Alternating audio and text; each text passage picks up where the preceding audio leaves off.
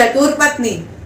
रामपुर नाम के एक गांव में राजा ध्यानचंद नाम का एक बहुत आलसी आदमी रहता था। वो हमेशा सोता, पूजा करता, खाना खाता पीता, वापस सो जाता। उसकी पत्नी ये सब देखकर बहुत परेशान हो जाती थी। बोलती थी, हाय राम, कितना बेशरम पति दिया है मेरे को, हर टाइम सोता रहता है। तो एक दिन ध्यानचंद सुबह से लेकर दोपहर तक सो रहा था।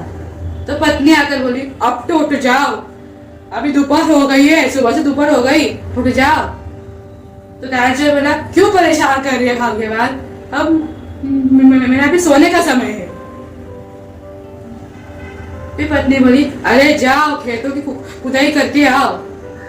फिर ध्यानचंद बोले कि अभी मेरा बाहर जाने का मन नहीं है, मेरा प्रभु कह रहा है कि अभी मेरा बाहर जाना ठीक नहीं है, तुम एक काम करो, मेरे लिए भोजन लाओ, मैं भोजन खाऊंगा।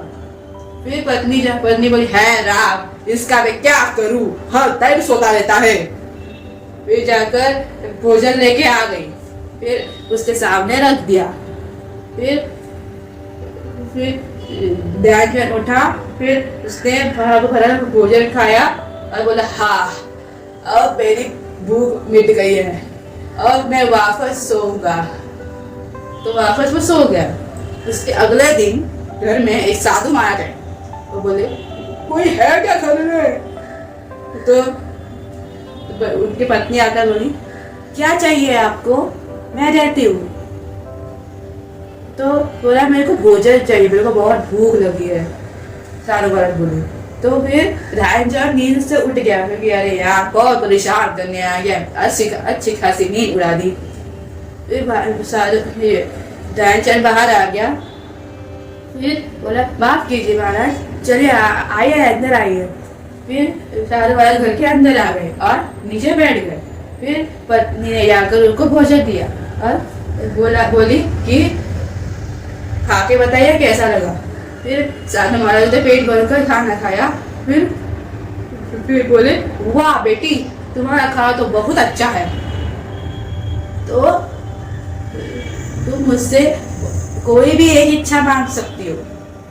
तो ध्यानचंद बोला, महाराज मेरे को एक वरदान दी, मेरे को ऐसा वरदान दीजिए कि मैं हमेशा के लिए आराम बिता सकूं, आराम से सो सकूं और मुझे कोई कार्य करने की जरूरत नहीं पड़ेगी। ये सुनकर साधु महाराज थोड़े सोच में पड़ गए। बाद में उन्होंने ये स्वीकार कर दिया।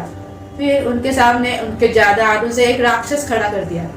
फिर बोला, डरो मत, ये राक्षस तुम्हारे सारे काम करेगा, अगर तुमने काम नहीं बताया ये राक्षस तुझे खा जाएगा। फिर सारे वहां से निकल गए। फिर पति बहुत डर गई। फिर बोली, अब आपका क्या होगा, अगर इसने आपको खा लिया तो मैं क्या करूंगी? फिर राक्षस बोला, जल्दी मुझे काम दो वरना मैं तेरे को खा जाऊंगा। फिर रोज ध्यानचंद उसको अलग अलग तरह के काम देता था। एक दिन राक्षस बोला, मेरे को भोजन चाहिए, खाना दो खाना, बोला तो तुम्हें खा जाऊंगा। फिर पत्नी ने डरते जाकर उसे भोजन दे दिया। फिर उसने भोजन खाया। फिर बोला, मेरे को और भूख लगी है और भोजन दो। फिर पत्नी ने उसे दूध दे दिया पत्ते डालकर। फिर उसने वो भी पी लिया। फिर बोला, हाँ अब मेरे पेट को शांति मिलेगी, मुझे और काम चाहिए। तो ध्यानचंद काम देने लगा। फिर उसके पास एक दिन ध्यानचंद के पास एक दिन ऐसा आया कि उसके पास राक्षस को देने लिए कोई काम नहीं था। वो अपने पत्नी से मदद मांगने चला गया। पत्नी बोली, ठीक है, मैं एक ही शर्त में ये मानूंगी, तुम रोज कार्य करोगे, रोज काम करोगे और कभी भी आराम नहीं करोगे। ध्यानचंद बोला, हाँ मैं रोज कार्य करूंगा, कल से कार्य करूंगा। फिर राक्षस ध्यानचंद के सामने आ गया। फिर बोला, मुझे काम दो वरना मैं तेरे को खा जाऊंगा। फिर पत्नी बोली, ओ राक्षस, अब आज मैं तेरे को काम देती हूँ, बाहर जा और मेरा बाहर मोती कुत्ता बैठा है, उसी तरह पूरी सीधी करके आया। फिर से मानकर बाहर चला गया। फिर ध्यानचंद मत्ती से बोला, तुम्हें क्या काम दे दिया, अभी वो जल्दी सीधी करके आ जाएगा। तो पत्नी बोली, हट पागल, कुत्ते की पूंछ कभी सीधी होती है क्या? वो अभी कितनी भी सीधी करने की कोशिश करे वो कभी नहीं कर पाएगा। तो ध्यानचंद बहुत खुश हो गया और अगले दिन से ध्यानचंद कार्य करने के लिए जाने लगा। इसीलिए तो दोस्तों इस वजह से ध्यानचंद से अंदर से आराम का वर्ष निकल गया।